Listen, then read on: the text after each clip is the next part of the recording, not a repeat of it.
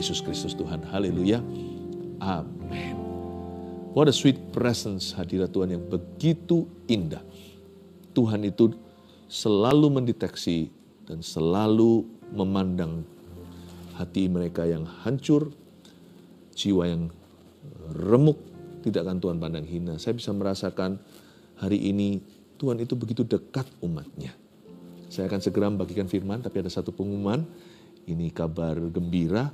Saat Teduh Bersama akan hadir onsite di ibu kota, yaitu di Jakarta. Lihat, catat di tanggalnya, 2 Desember 2023. Itu hari Sabtu ya.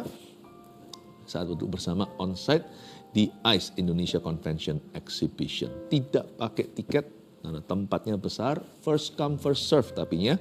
Yang datang pertama kali, yang akan terlayani lebih dulu.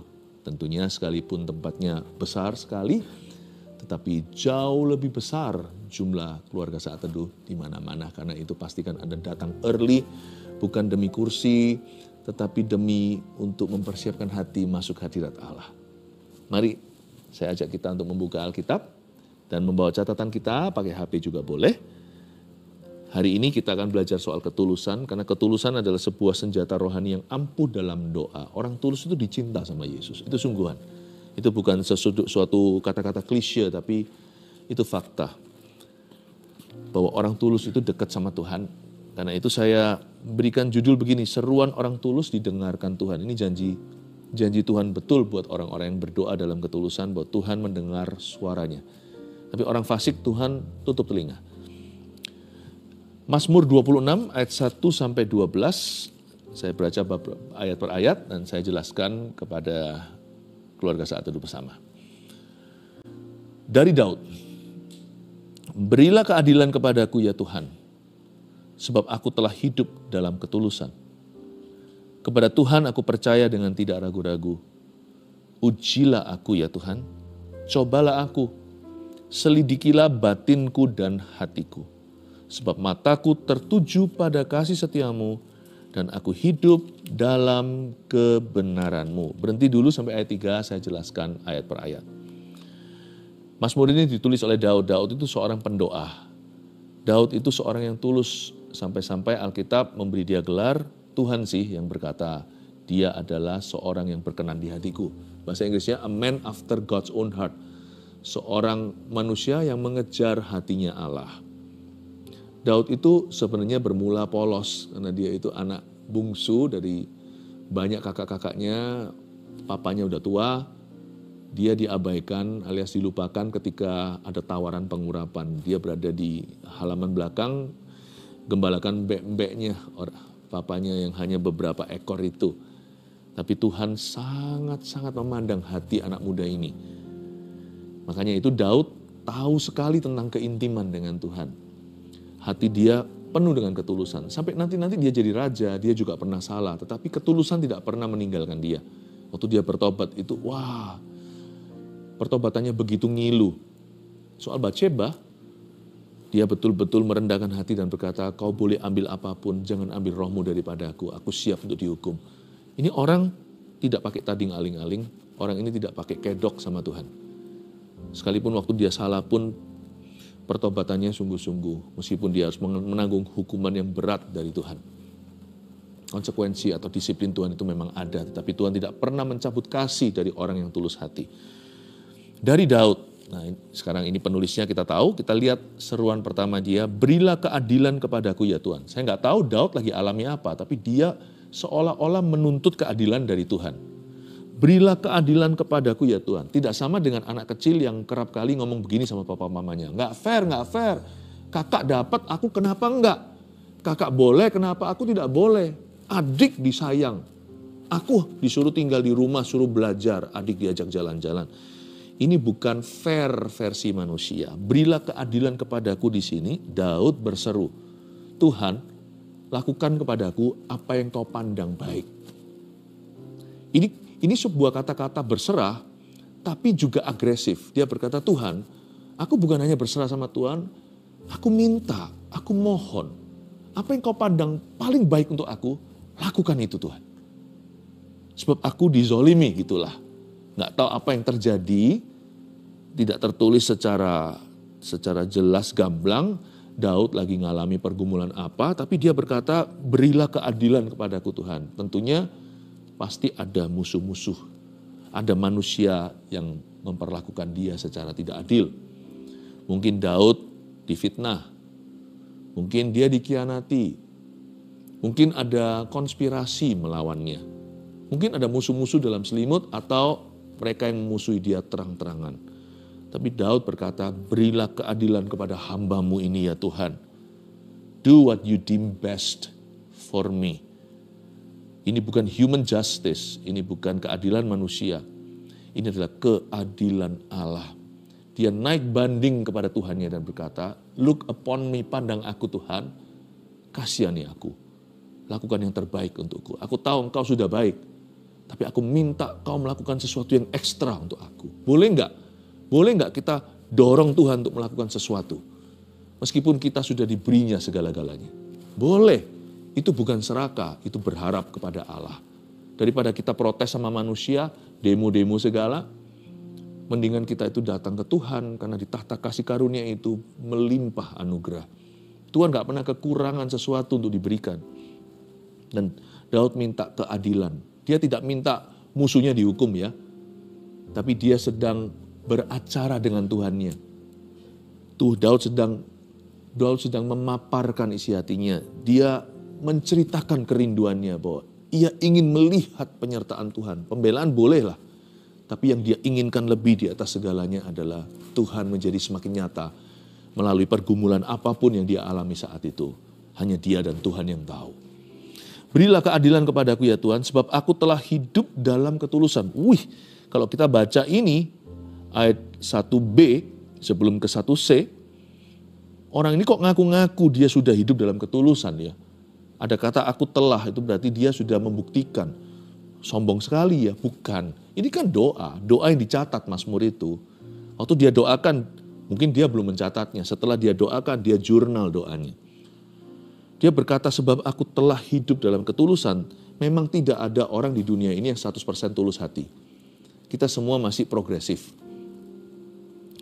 Tapi saya yakin yang dimaksudkan Daud di sini adalah aku telah menjaga hati nuraniku murni.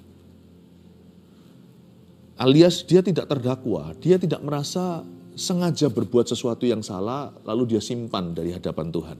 Enggak loh. Daud tidak punya agenda tersembunyi di hadapan yang Maha Tahu. Dia berkata, aku telah hidup dalam ketulusan, artinya my conscience is clear. Hati nuraniku, hati kecilku itu bersih. Aku kalau ngaca hari ini bercermin, aku tidak malu sama diri sendiri. Bukan berarti aku sudah sempurna atau 100% tulus hati, tapi tidak ada sesuatu kesalahan yang kusadari. Luar biasa loh orang kalau bisa hidup kayak gitu tuh. Karena kalau kita baca kalimat berikutnya di ayat 1, kepada Tuhan aku percaya dengan tidak ragu-ragu. Sebenarnya gak ada orang yang imannya kecil itu. Ketika benih ditaburkan, kan iman timbul dari pendengaran. Iman tuh langsung besar. Tapi kenapa iman itu susah bertumbuh? Karena hatinya tertuduh. Tapi kalau hati kita itu tidak menyimpan sesuatu, kita bisa percaya Tuhan dengan tidak ragu-ragu. Kata dengan tidak ragu-ragu di sana artinya dengan tidak tertuduh. Ayo kenapa? Jujur ya, kenapa kalau kita doa itu kita ragu, kita bimbang, kita gak yakin kalau doa kita akan dijawab. Bukan karena kita gak beriman. Kita bukannya tidak beriman waktu kita meminta sesuatu pada Tuhan. Bukan, tapi kita merasa gak layak untuk dijawab. Iya kan? Kita merasa kayak, permintaanku sih aku sudah beriman, tapi layakkah aku? Kenapa orang bertanya, layakkah saya? Karena hatinya terdakwa. Ada sesuatu yang menuduhnya. Tapi kalau orang itu seperti anak kecil, hati dan imannya, dia tidak akan ragu-ragu. Apapun yang dia minta, dia percaya dia akan menerimanya. Karena di hatinya dia tidak menyimpan dosa. Kepada Tuhan aku percaya dengan tidak ragu-ragu. Sebenarnya kalau kita mau beriman sama Tuhan, yang perlu kita lakukan bukanlah genjot-genjot iman itu, tapi singkirkan halangan. Singkirkan yang namanya rintangan dan gangguan. Apa itu? Dosa itu akuilah di hadapan Tuhan. Kalau ada sesuatu yang gak beres di hidup kita, bereskan dulu. bereskan sebelum meminta, supaya nanti mintanya lancar. Waktu kita berseru itu, kita tahu bahwa kita didengar. Jangan ada pertanyaan, layakkah saya? Kalau sempurnakah saya? Tidak ada orang. Siapapun mempertanyakan itu, sudah tahu jawabannya. Peduli amat kalau Daud kek, Rasul Paulus kek, bahkan Abraham sekalipun Musa. Kalau kita semua bertanya, layakkah saya berdasar kesempurnaan? Jawabannya jelas, tidak ada seorang pun yang layak. Tapi kalau pertanyaannya, apakah aku sudah menjaga hati nuraniku? Apakah aku tuh sudah sungguh-sungguh menjaga hatiku? Nah itu kita bisa menjawab ya. Jikalau kita sudah melakukannya. Ya Tuhan, aku sudah menjaganya. Gak pernah aku tidur dalam kesalahan. Siapapun kurugikan, aku bereskan. Gak pernah aku ucapkan sesuatu yang mendukakan Roh Kudus, lalu malam hari bisa nyenyak tidur, besok hari waktu saya bekerja seolah-olah tidak terjadi apa-apa. Enggak. Aku selalu jaga hatiku dengan segala waspada. Artinya close range. Kalau jaga hati itu bukan maraton, tapi sprint. Jaga hati itu bukan jarak jauh, tapi jarak dekat. Bukan jangka panjang, tapi sekarang. Kalau ada sesuatu nggak beres, kita nggak berkata, gampang nanti aja, toh Tuhan memahaminya. Enggak, kita selesaikan.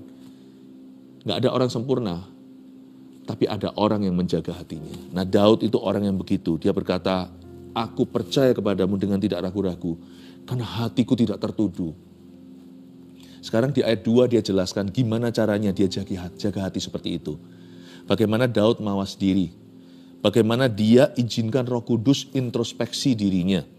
Lihat ayat 2 ya.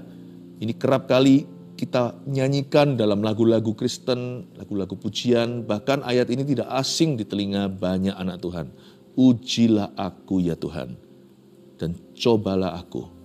Selidikilah batinku dan hatiku. Pertama-tama ada kata ujilah, lalu berikutnya kata cobalah. Bedanya ujian dan pencobaan itu apa? Saya waktu merenungkan ayat ini, cara hati kita itu terus dimurnikan adalah lewat ujian, dan kadang-kadang Tuhan izinkan pencobaan. Tuhan tidak akan mencobaimu, Tuhan boleh menguji imanmu, tapi Tuhan tidak akan mencobai Anda. Karena ujian itu adalah sesuatu yang sah. Misalnya, kalau kita sekolah kelas berapa, selalu ujungnya ada ulangan, ya kan? Ada national test, ada yang namanya ujian nasional. Ada paper, kalau orang udah kuliah, ada tesisnya, ada skripsi. Ujilah itu artinya ujian yang sah. Inilah yang disebut dengan ujian guru atau ujian sekolah. Itu perlu untuk kelulusan. Kita nggak usah takuti, bukan sesuatu yang perlu ditakutkan. Kalau kita sudah belajar dan mempersiapkan diri, ujian kita pasti lulus.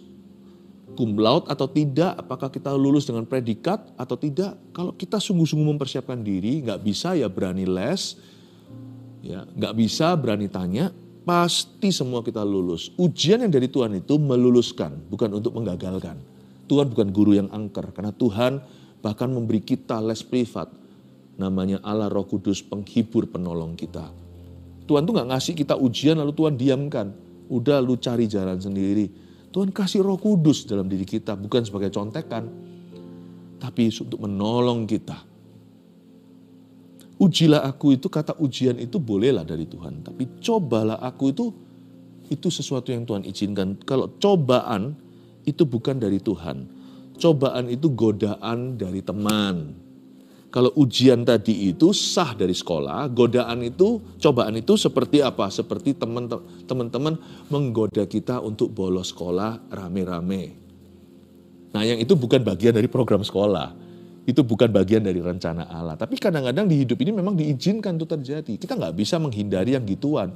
Selama kita masih hidup di bumi, di tengah-tengah orang berdosa, kita sendiri pun orang berdosa notabene. Kadang-kadang diizinkan kita di tengah-tengah orang-orang yang bibirnya najis seperti Yesaya katakan, sedangkan kita juga begitu, supaya Tuhan murnikan bibir kita nggak ikut-ikutan dengan mereka yang suka sumpah serapah. Tuhan izinkan kita tinggal di dunia. Tuhan tidak angkat kita dari dunia, Tapi Tuhan utus kita seperti domba ke tengah serigala, bukan supaya kita jadi serigala, tapi supaya kita jadi terang dan garam di tengah mereka. Tentunya ada peperangan rohani yang terjadi. Cobalah aku itu bukan Tuhan yang akan mencobaimu. Tapi jikalau aku memang perlu dicobai oleh orang lain di sekelilingku, biarkan Tuhan mendapati aku tulus dan aku lulus. Kata cobalah di sini itu bukanlah ujian sekolah atau guru. Ini godaan teman seperti diajak untuk nyontek dan melakukan sesuatu yang salah. Anak-anak muda sekarang diajak untuk merokok setelah kelas, di antara kelas, di toilet, atau vaping, atau apa. Aduh banyaklah, bahkan narkoba. Itu bukan program sekolah. Dan kita selama hidup di dunia ini, anak muda harus tahan godaan. Siapa bilang kalau kita sudah menikah, kita tidak digoda? Setelah kita lulus sekolah, kita nggak ngalami pencobaan lagi. SMA, ada godaan SMA. Orang kerja, ada godaannya orang kerja. Korupsi, pergaulan yang salah. Selama kita hidup di dunia, be ready untuk pencobaan.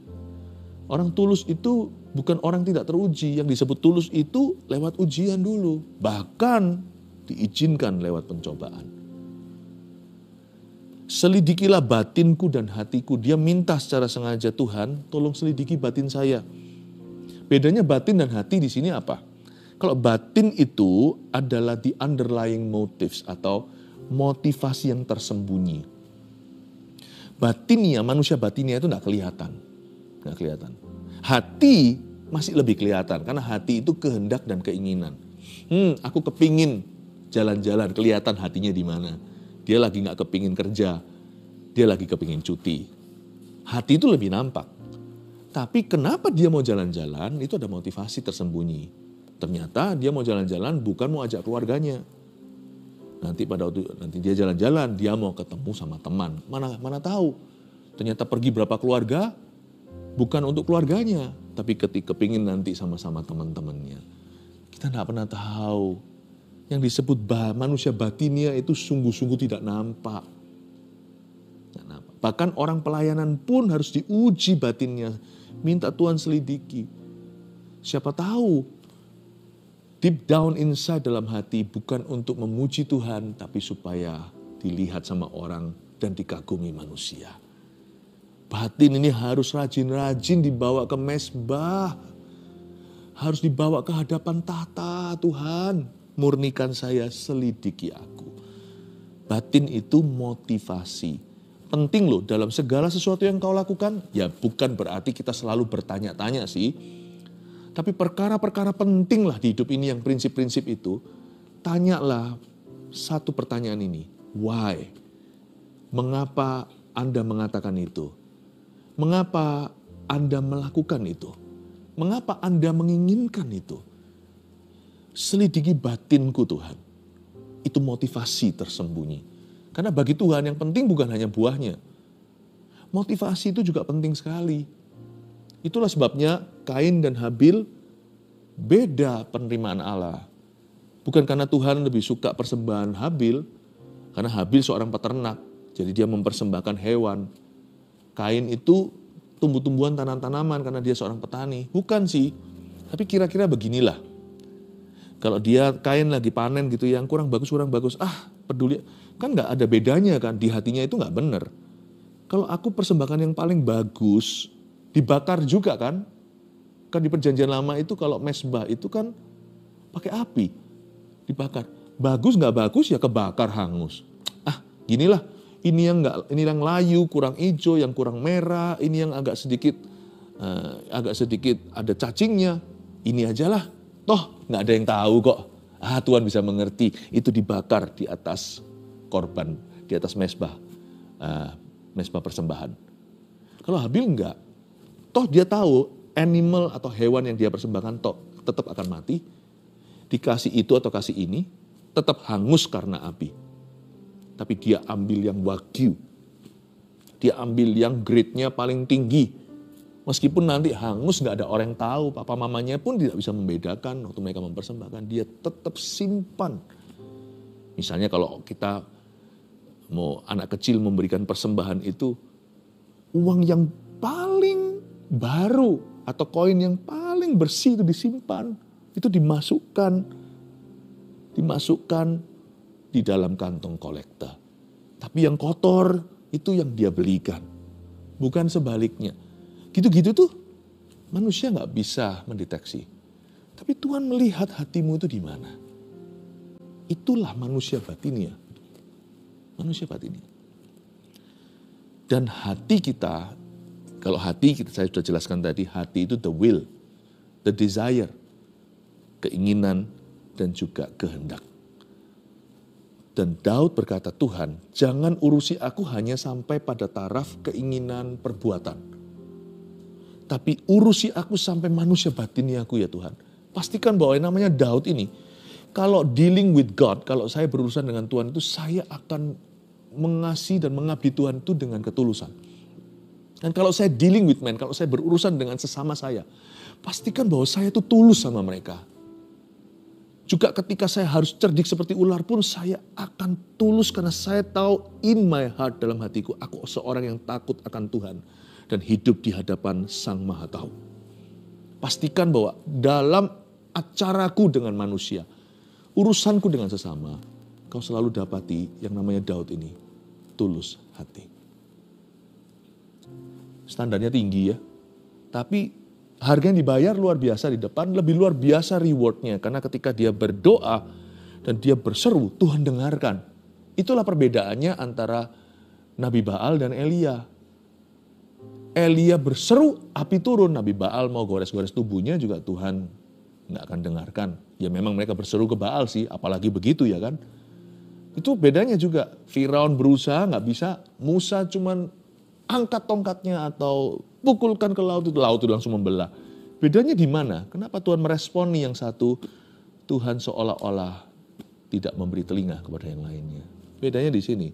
TULUS, tulus. Tapi tulus itu enggak sama dengan polos ya. Coba lihat ayat 3. Sebab mataku tertuju pada kasih setiamu. Dan aku hidup dalam kebenaranmu. Tadi kan dia katakan di awal-awal bahwa aku telah hidup dalam ketulusan. Tapi di ayat 3 dia berkata aku hidup dalam kebenaranmu. Tulus itu tidak sama dengan polos, apalagi bodoh. Orang tulus itu adalah orang yang tahu kebenaran. Jangan tulusnya itu tulus yang polos, ternyata Tuhan gak bilang begitu. Jangan sampai tulus yang bodoh, kita kira kita mengabdi sama Tuhan dengan menganiaya orang-orang yang mengikut Tuhan. Kita kira kita melakukan ini untuk Allah yang Maha Kuasa, padahal salah. Tulus itu ada standarnya, standar tulus dan standar kebenaran itu sama. Apa itu? BIBLE, Bible, Alkitab, firman Allah. Aku hidup dalam kebenaranmu. Kalau tulus yang tidak berfondasikan kebenaran atau firman, itu namanya orang polos nggak tahu. Atau bahkan orang bodoh yang tidak mau tahu.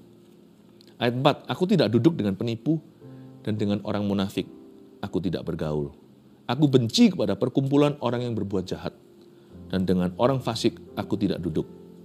Aku membasuh tanganku tanda tak bersalah, lalu berjalan mengelilingi mezbah ya Tuhan. Kalau kita baca ayat 4-6, kedengaran seperti self-righteousness ya, atau merasa benar itu, atau sok suci. Enggak sih, ini doa jangan lupa. Kalau dia ucapkan ini kepada orang lain, nah itu sok suci. Tapi dia ucapkan ke Tuhan, dia catat, dan catatannya hari ini, notulen doanya dia itu, atau jurnal doanya menjadi berkat buat kita, anak-anak Tuhan di perjanjian baru. Ayat 4-6 sebenarnya, Daud hanya semata-mata memberitahu pada Tuhan yang Maha Tahu, dia mencetuskan bahwa Tuhan, aku ini jaga hidup. Bukan supaya dia menjual jasa, sepatutnya kita mengabdi pada Allah. Tapi Daud memberikan, dia itu memijakkan kakinya pada standar kebenaran. Daud itu seolah-olah pasang kuda-kuda doa. He was simply stating his innocence. Dia sekedar mencetuskan, menekankan bahwa dia telah berusaha hidup benar. Setahu-tahunya dia, Sepengetahuan dia sudah melakukan semua yang firman Allah katakan. Simply stating his innocence. Dengan tujuan agar doanya berikutnya, kalimat berikutnya nanti waktu kita lihat ayat 7, dia punya kuasa berseru. Makanya itu di ayat 6 dia mulai pemanasan. Aku membasuh tanganku tanda tak bersalah. Itu bukan berarti orang mengaku tidak berdosa. Tapi dia berkata, tanganku ini loh, gak pernah sengaja menjerumuskan. Lalu dia berjalan mengelilingi mezbah Tuhan. Lihat itu, dengan dia berjalan mengelilingi mezbah, itu adalah sikap hampir-hampir berdoa. Dia siapkan bahan mentahnya seperti master chef yang memasak. Garamnya, bawangnya, berambangnya di sana, bumbunya, soy sauce-nya. Dia sudah beritahu bahwa hanya satu bumbuku. Tulus bahwa aku telah hidup dalam kebenaran. Tanganku tidak ada darah. Ayat 7, sambil memperdengarkan nyanyian syukur dengan nyaring dan menceritakan segala perbuatanmu yang ajaib. Garis bawahi kata nyanyian syukur. Orang tulus itu juga bisa marah loh. Sadar nggak? Banyak orang tulus, orang yang bermula tulus, lalu dia kecewa. Dikecewakan manusia biasanya, lalu dia juga kecewa sama Tuhan. Mungkin nggak dikecewakan orang, tapi dikecewakan kehidupan. Tulus plus kecewa, apalagi marah, itu sama dengan anak-anak Tuhan yang kepahitan. Anda jangan kaget ya, banyak orang yang hari ini hidup dalam kepahitan dan sangat negatif, itu bermula tulus hati. Tapi tulusnya itu tanpa fondasi firman. Tulus itu hanya orang yang berpikiran positif, lalu habis itu seperti seolah-olah mimpi buruk. Realita faktanya beda. Lalu dia setelah tiba-tiba berubah 180 derajat dari orang yang tulus jadi orang yang negatif. Luar biasa sama kehidupan, sama siapapun juga.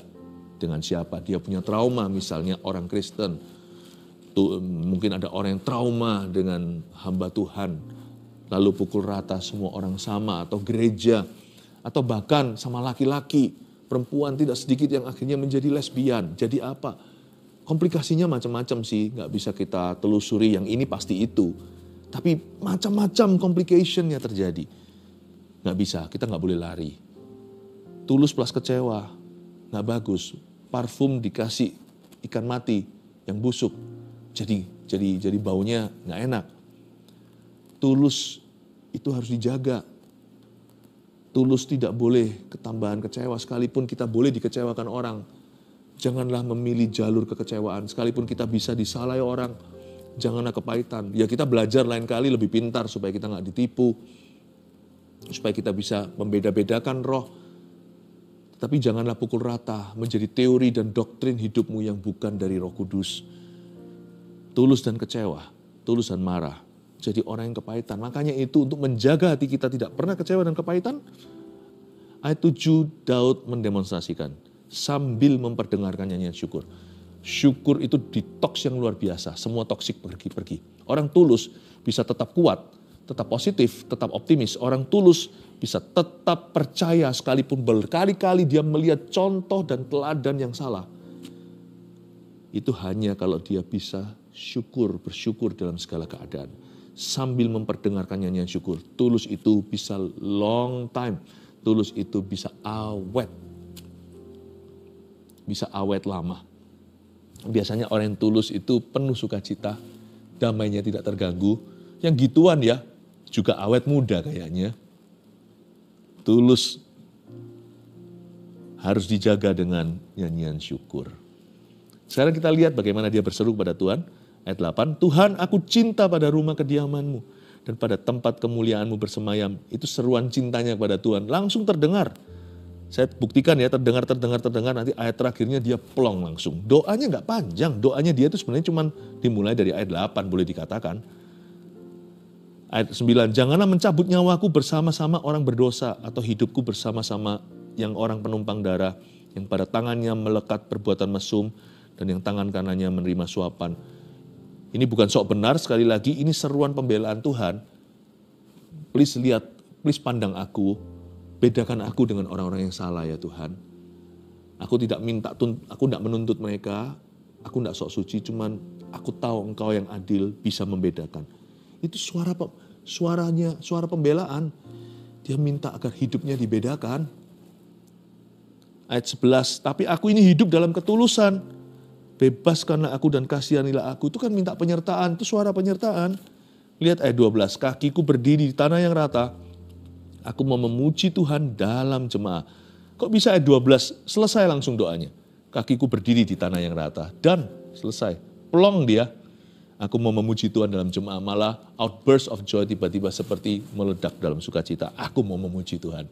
Padahal dia dalam pergumulan. Masa sih orang selesai doa, selesai masalah. Selesai itu di hatinya. Masalahnya masih ada. Entah apa.